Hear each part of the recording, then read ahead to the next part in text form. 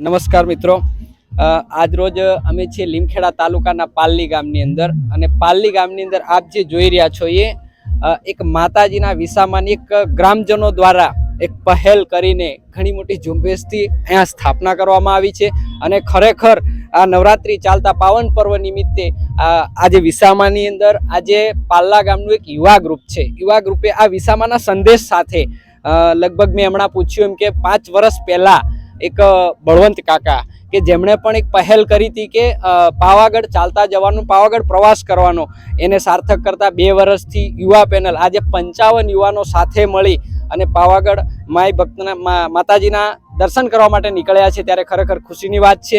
અમે આપને જણાવતા બીજી પણ ખુશી એ છે કે આ જ ટીમ તેમજ પાલ્લી ગામ વતી મળીને વિસામાનું પણ ભવ્ય આયોજન કરેલું છે.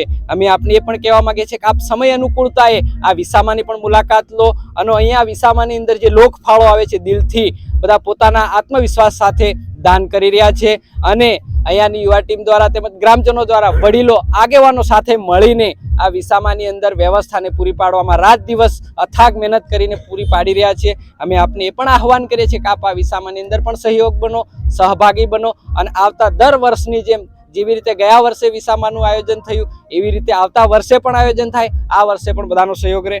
અને મારા કિશન કાકા પછી વડીલ છે કે જેમણે આ વિસામાને સાર્થક કરવા માટે ઘણી કોશિશ કરી છે, ઘણી મહેનત કરી છે.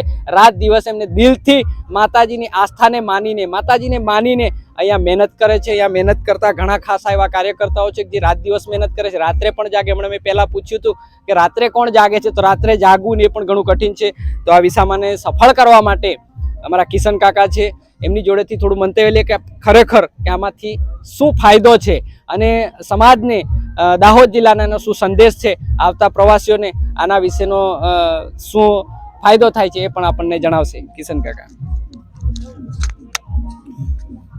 બધાને મારા જય માતાજી. ખરેખર આજે કાર્યક્રમનું આયોજન થયું છે, બહુ ભવ્ય થયું છે.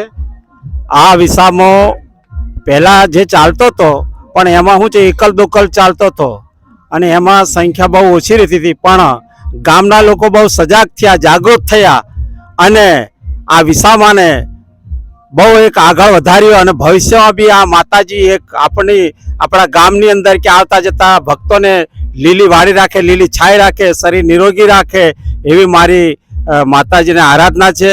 અને આ વિસામો એટલે છેક રાજસ્થાન, MP, દાહોદ જિલ્લો આપણો એટલે આમ તો 2-3 રાજ્યોના ભક્તો છે ને આ પગપાળા જાય છે, અહીં વિશ્રામ લે છે, શાંતિથી અનુભવ 2 કલાક 3 કલાક પણ આરામ કરીને પછી જાય છે. તો ભગવાન અને માતાજી બધાને સુખી રાખે, સ્વસ્થ રાખે, નિરોગી રાખે, ધન પ્રાપ્તિ થાય, નિર્ધન અને ધનવાન બનાવે. આટલું કહી મારી વાણીને વિરામ આપું છું. અંદાજે લગભગ 1200-1500 જેટલા જાય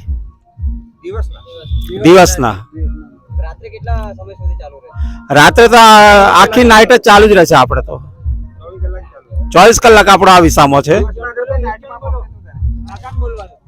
તો ખરેખર સરાહનીય કામગીરી છે ને એક સેવા કહેવાય.